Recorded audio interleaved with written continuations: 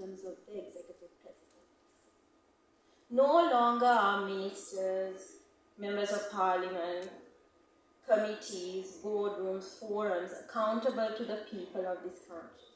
They are simply accountable to higher powers and their cronies. Where does that leave us, the people, the workers? We have to be manipulated, hoodwinked, bribed to submit to these whims. And therefore we are told there is no document. But we don't need a document because we already know. What do we know?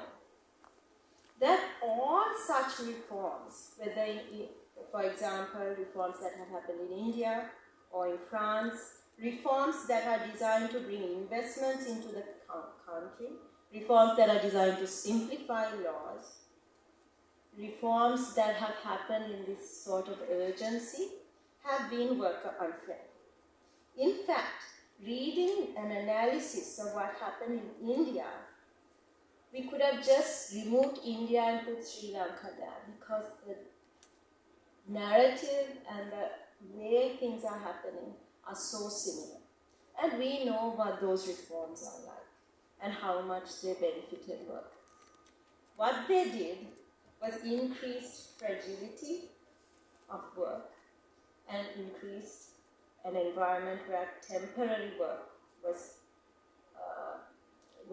acceptable.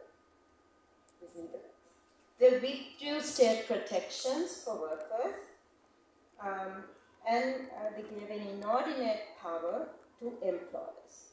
And when we say that they increased fragility and temporary work, that also meant that they reduced the place of unions and collective action in workers' way of getting their voices and their concerns heard.